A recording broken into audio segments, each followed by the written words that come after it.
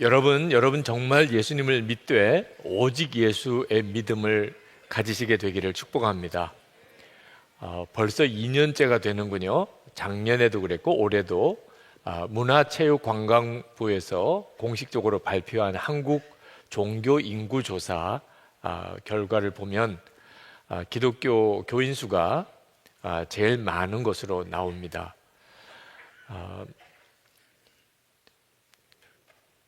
가장 젊은 종교 40대 이하로 보면 앞으로도 계속 기독교 인구가 제일 많을 거라고 그렇게 분석이 됩니다. 기독교 인구만 증가가 되고 다른 모든 종교 인구는 다 줄어들고 있는 형편이기 때문에 특별하기도 합니다. 우리가 살고 있는 이 서울과 경기도 쪽을 보면 두 번째 종교인이 많은 불교와 비교해서 2배나 더 많은 기독교 교인이 있습니다. 저는 어릴 때 아주 기독교인 수가 적은 곳에서 자랐습니다. 우리나라 전체가 다 그랬지만 제가 살던 부산은 더 유난히 그랬습니다. 그래서 예수 믿는 사람이 좀 많아졌으면 좋겠다는 마음에 간절한 소원이 어릴 때부터 있었습니다. 자, 그런 뜻에서 보면 너무나 기쁜 일이죠. 그러나 마냥 기뻐하지만 그렇게 되지 않는 안타까움이 있습니다. 예수 믿는 사람이 많다는 것은 좋은 일이긴 하지만 그러나 중세 유럽을 보면 다 예수 믿는 사람이었습니다. 그런데 그 시대를 세계사는 암흑시기라고 표현하고 있습니다. 예수 믿는 사람이 그렇게 많은데도 좋은 평가를 받지 못하는 것이 역사가 보여주는 어쩔 수 없는 그런 교훈이기도 합니다. 자, 우리에게 있어서 중요한 것은 예수 믿는 사람의 수가 아니고 예수를 잘 믿는 사람의 수입니다. 여기 계신 여러분들은 다 예수님을 믿으시는 분이죠. 네, 여러분 중에 예수를 잘 믿으시는 분은 몇 분이나 되실까요? 오직 예수라고 표현한 것은 예수를 잘 믿는 사람이 되자 그런 뜻입니다. 사도 바울이 골로새 교회 교인들에게 이 골로새서를 쓴 것은 오직 예수의 믿음을 가지고 살라는 것입니다. 사도 바울이 이렇게 권한 것은 그 골로새 교회의 이단들이 아주 무섭게 성도들을 흔들고 있었기 때문입니다. 이단들이 주장하는 것은 아주 간단합니다. 예수님만 믿어서는 부족하다는 겁니다. 예수 믿는 건 좋은데 예수님만 믿어서는 부족하다. 아주 깊은 신비한 영적인 지혜도 있어서 그것도 알아야 되고 구약의 율법도 지키고 그리고 날도 지키고 음식 먹는 것에 대한 규정도 지키고 그리고 할례도 받고 그리고 어떤 고행이나 수행을 통해서 영성 훈련도 해야 된다. 그런 게 다 필요하다. 영성을 얻으려면 그렇게 해야 된다. 얼핏 일리가 있는 말씀 같잖아요. 네. 여러분들 중에도 꼭 예수만 믿어야 돼. 다른 종교나 철학에도 좋은 말씀도 많던데 그런 생각하시는 분도 있으실 겁니다. 이유는 하나입니다. 그런 생각을 하게 되는 이유는 예수님을 모르는 겁니다. 예수님이 실제로 어떤 분이신지 아직 모르니까 그러니까 예수만 믿어서는 부족하고 예수님 말고도 그럴듯하게 들리는 좋은 말씀들이 많다는 생각을 하게 되는 겁니다. 교인들이 교회에 조금 다니게 되면 금방 예수님에 대해서는 다 아는 줄로 착각에 빠집니다. 예수님 나도 알아 이렇게 되는 거죠. 대전에 있는 어느 장로님 이야기를 제가 들었습니다. 그 장로님은 중학교 교사이십니다. 어느 날 중학교 2학년 제자가 찾아와서 전도를 하더랍니다. 내가 장로야. 그랬더니 알고 왔다는 거예요. 장로님이신 줄 알고 전도를 왔다는 겁니다. 어이가 없어서 너 어떻게 나에게 전도를 하려고 그러냐. 알고 보니까 신천지에 빠져있는 아이들이에요. 신천지에서 배운 교리를 가지고 우리 장로님이 이걸 모를 거야. 장로님은 아주 타락한 교회에 지금 소속되어 있으니 내가 사랑하는 우리 선생님을 구원해야 되겠다. 그런 사명감을 가지고 온 거예요. 장로님이 하도 어이가 없어서 너 그러면 너가 말하려고 하는 것을 한번 써서 나에게 달라고 그랬어요. 그랬더니 그렇게 하겠다고 하더래요. 그래서 A4 용지를 주었더니 한 장 더 달라고 그러고 또 더 달라고 그러고 넉 장을 쓰더랍니다. 깜짝 놀랐대요.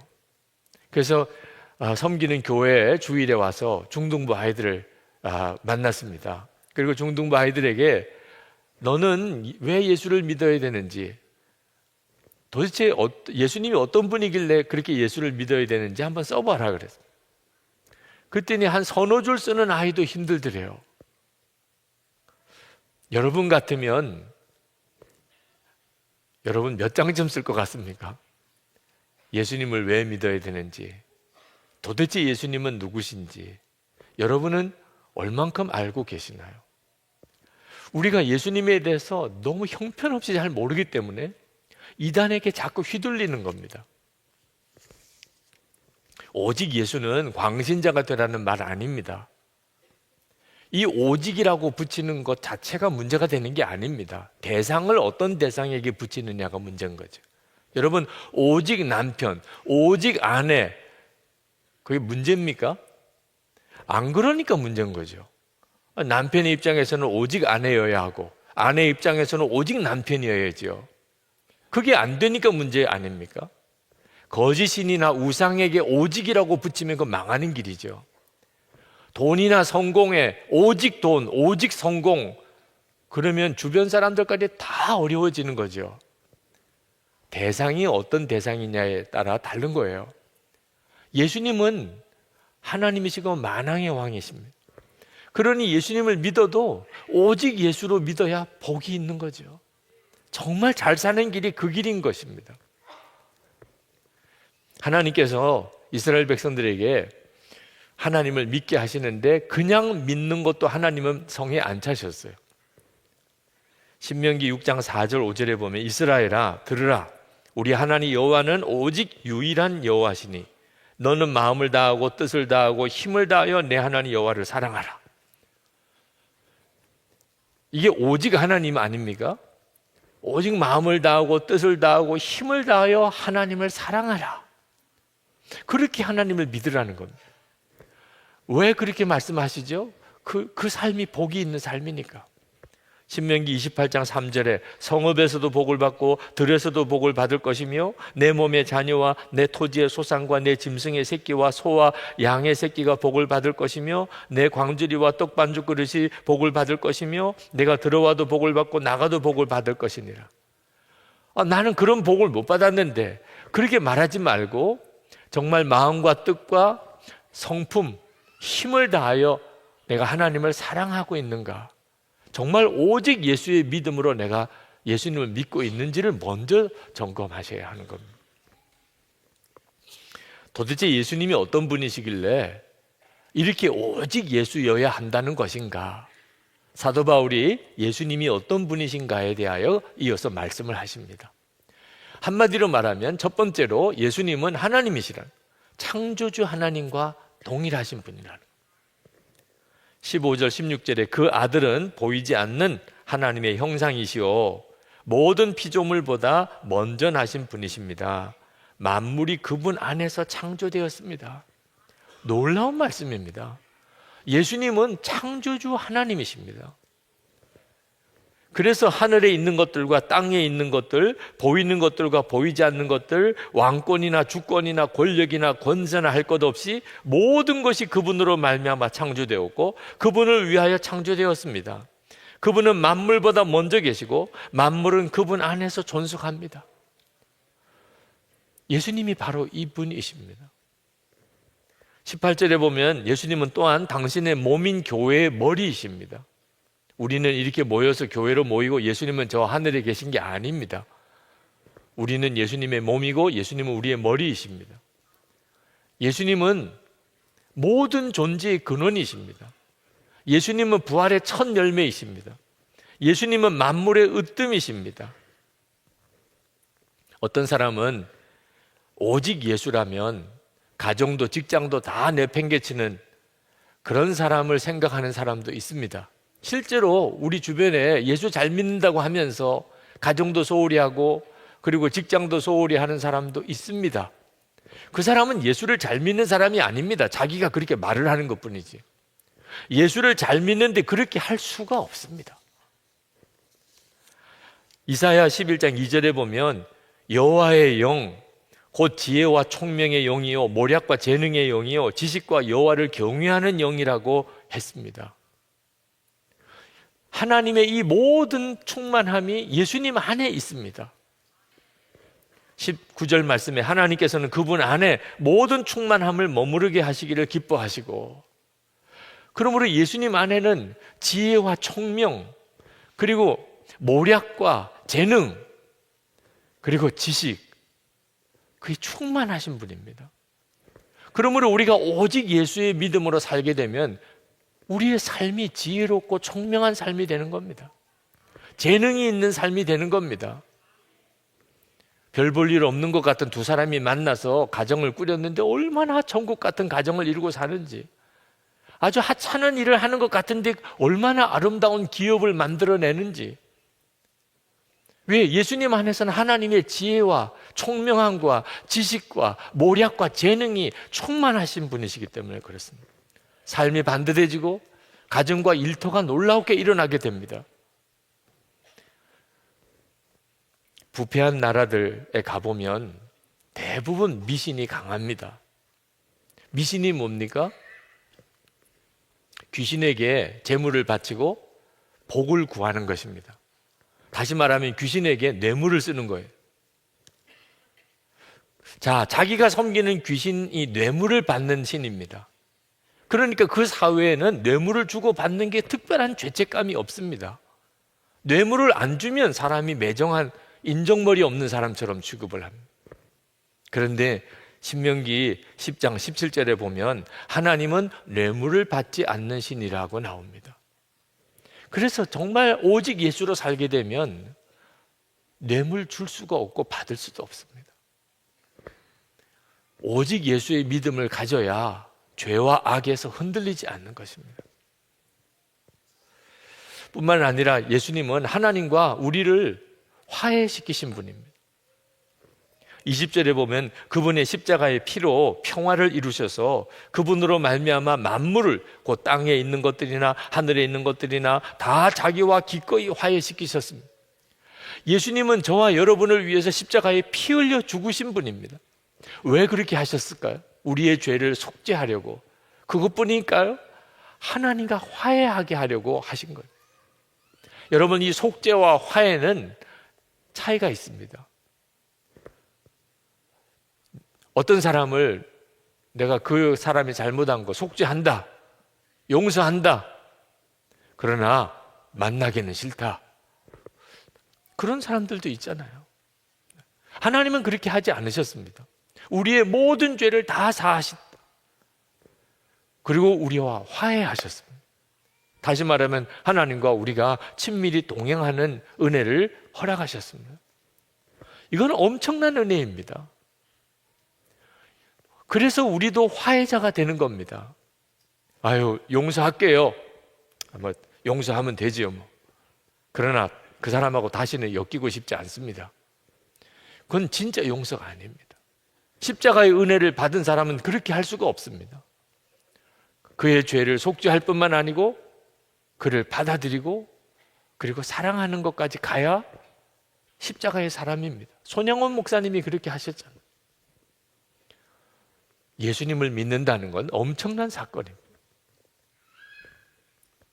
여러분, 이 속죄의 화해의 증거가 골로새 교인들입니다. 21절 22절에 보면 사도 바울은 이방인으로서 하나님과 원수 관계였던 골로새 교회 교인들, 그들이 예수 그리스도로 인하여 하나님과 화해하고 거룩한 백성이 되고 유대 그리스도인들과 다 하나가 되었다 말씀하고 있습니다. 예수님을 믿으면 변화되지 않을 사람, 바뀌지 않을 인생이 없습니다. 그래서 예수 그리스도 그 믿음의 터에 굳건히 서라고 말하는 겁니다. 23절에 그러므로 여러분은 믿음에 든든히 털을 잡아 굳건히 서 있어야 하며 여러분이 들은 복음의 소망에서 떠나지 말아야 합니다. 이단에게 휘둘릴 이유가 없다 그 말입니다. 이단의 미혹이 되어서 교회를 떠나는 사람도 문제지만 교회에 남아있는 이들도 여전히 문제를 가지고 있습니다. 나는 죽고 예수로 사는 것이 부담스러운 사람, 오직 예수 이렇게 말하는 것이 아직도 마음에 이렇게 안 와닿는 사람, 그러면서도 교회는 다닙니다. 여러분 절대로 이런 상태에서 머물러 있으시면 안 됩니다. 그 사람은 언제 믿음 다 무너지고 이단에 휩쓸릴지 모르는 사람입니다. 이미 마음은 그런 상태에 있는 사람입니다. 아주 아무것도 아닌 것 같은 시험에 어처구니 없이 무너지는 일이 그래서 일어나는 겁니다. 예수 그리스도가 누구신지 모르기 때문에. 사도 바울은 골로새 교인들에게 정말 하고 싶은 말, 예수님이 얼마나 놀라우신 분입니까? 그런데 예수님으로 부족하다고요? 예수님 말고도 다른 게 더 필요하다고요? 사도 바울에게 있어서는 정말 가슴이 터질 만한 안타까운 마음이죠. 요즘 결혼하지 않는 청년들이 아주 많아졌습니다. 왜 그럴까요? 결혼해서 사는 것이 힘들다고 다 알고 있기 때문에 그래요. 전에는 모르고 막 결혼했는데 이제는 결혼해서 사는 게 얼마나 힘든가를 청년들도 다 압니다. 그래서 결혼하기 싫다는 거죠. 그런데도 불구하고 결혼하는 사람은 또 뭡니까? 결혼하는 게 얼마나 힘든지, 결혼해서 사는 게 얼마나 힘든지 몰라서 그렇게 그들이 결혼하는 겁니까? 뻔연히 다 아는데도 결혼하는 사람이 있습니다. 이유는 사랑하는 사람이 생겼기 때문에 그렇습니다. 사랑하는 사람이 생기고 나니까 결혼하고 나면 이런 어려움 저런 일들도 다 있는 걸 알고도 오히려 그게 기쁩니다. 정말 신비한 일이죠. 어제도 결혼식 주례를 했는데 우리 젊은이 교회 자매가 미국 교포 청년과 결혼해서 이제 결혼식 끝나고 나면 미국으로 이제 시집을 가는 겁니다. 여러분 부모 떠나서 살던 곳 떠나서 먼 외국으로 그렇게 시집 가는 그 심정이 얼마나 힘들겠습니까? 그런데 그 자매는 그냥 계속 싱글벙글. 그 어머니는 우시고 어떻게 이런 일이 일어날 수 있습니까? 사랑하는 사람이 생겼기 때문에. 사랑하는 사람 따라가는 거니까. 그러니까 기쁜 거죠. 여러분 예수님을 아는 사람은 주님 따라가는 일이 아무것도 아닙니다. 미국 가는 것뿐만 아니고 선교지 간다 그래도 남편 따라가는 아내 선교사님이 계십니다. 어디로 가느냐가 중요한 게 아니고 누구랑 가느냐가 중요한 거예요. 예수님을 정말 알고 나면 그분은 만왕의 왕이신, 그분은 창조주 하나님이십니다. 그분은 만물 위의 으뜸이십니다. 그분은 교회의 머리이십니다. 그는 부활의 첫 열매이십니다. 그는 모든 인류의 구주이시고 그리고 나를 위해서 십자가에 죽으신 분이십니다. 그 예수님을 알면 알수록 나는 죽고 예수로 산다. 이건 할렐루야입니다. 예수님으로 살기 위해서 내가 죽는 것은 이건 너무 기쁜 일입니다. 오직 예수, 그건 당연한 일입니다. 예수님을 알고 주님을 더 알아갈수록 그건 너무나 당연한 일이고 기쁜 일이고 가장 큰 은혜고 가장 큰 복입니다. 여러분 중에 아직도 오직 예수가 안 되시는 분, 나는 죽고 예수로 산다는 게 여전히 힘들게 느껴지시는 분은 예수님에 대해서 갈망을 가지고 한번 배워보시기 바랍니다. 예수님이 도대체 누구신가? 사도 바울은 오늘 23절 말씀 하반절에 나 바울은 이 복음의 일꾼이 되었습니다 라고 말했는데 이 복음의 일꾼이라는 말은 순교자가 됐다는 뜻입니다. 그때 당시에 복음의 일꾼이 되려면 순교를 각오해야 됩니다. 주님이 얼마나 좋았으면 순교의 길도 가는 겁니까? 예수님을 알면 정결한 삶을 살려고 합니다. 왜? 주님이 정결하신 분이니까. 예수님을 알면 좀 힘들고 어려워도 정직하게 살려고 합니다. 주님이 정직하신 분이시니까. 예수님을 알고 나면 그러면 힘들게 느껴져도 용서하려고 하고 사랑하려고 합니다. 예수님이 바로 그분이시니까.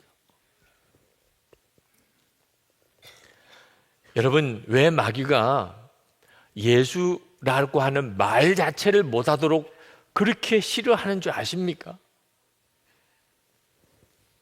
지금도 이 땅에 수많은 나라가 예수라는 말을 못하게 합니다. 예수라고 하는 말을 하면 감옥에 가는 나라가 많습니다. 도대체 이게 왜 뒷가닥이죠? 그 예수라고 하는 이름 자체가 도대체 뭐길래? 예수라고 하는 말을 아주 쉽게 할 수 있는 나라들은 또 예수라고 하는 말이 거의 욕같이 쓰입니다. Jesus. 욕같이 사용되는 거예요. 마귀가 너무나 강교한 거죠. 예수라고 하는 그 이름을 완전히 훼손시켜버려요. 급한 일, 당황스러운 일, 난감한 일, 거의 막 흥분해서 화가 날 때 지저스라고 하는 이름을 쓰게 하면 안 돼요. 근데 여러분, 그 배우를 알아야 하는 거예요. 도대체 예수라고 하는 이름이 무엇이길래 마귀가 이토록 예수라는 말을 하지도 못하고 듣지도 못하게 하고, 만약에 예수라는 말을 하면 거의 욕처럼 쓰게 만들까요? 우리가 예수님에 대해서 전혀 모르게 하고 싶은 거예요. 마귀가 원하는 거예요. 그러니 여러분, 정신 차려야 하지요. 내가 아직도 오직 예수가 안 된다면 예수님을 더 알아야 하는 거죠. 내가 예수님에 대해서 더 알아야 되겠다, 그런 마음 가져야 하잖아요. 어떤 분이 저에게, 목사님, 예수님이라면 목사님이 전문이시잖아요. 목사님이 더 많이 연구하셔서 우리에게 말씀을 전해주시면 되잖아요. 우리가 연구할 게 뭐 있어요? 아니, 남에게 맡길 일이 따로 있지. 아니, 정말 정신 똑바로 차려야죠. 남에게 맡길 일이 따로 있지, 예수님을 아는 것에 대해서 누가 전문가가 따로 있습니까? 여러분 자신이 전문가여야죠. 예수님, 그러면 여러분 자신이 가장 많이 아는 사람 되어야죠. 영국의 기독교 저술가였던 체스터턴이 평범하고 기본적인 인간의 활동마저도 전문가들의 독점에 가는 경향에 대하여 이렇게 지적했습니다. 식구들이 식탁에 둘러 찬송하던 것이 그리 옛날 일이 아니다. 그런데 지금은 한 사람이 마이크 앞에서 대신 노래를 불러준다. 다른 사람들보다 노래를 더 잘 부른다는 터무니없는 이유로 말이다. 만약 일이 이런 식으로 계속된다면 다른 사람들보다 더 잘 웃을 수 있다는 이유로 한 사람만이 웃게 될 날이 오고 말 것이다. 여러분, 예수님에 대한 전문가가 따로 있는 거 아닙니다. 제 마음의 갈망은 주님을 향하여 있습니다. 여러분도 마찬가지여야 하는 거예요.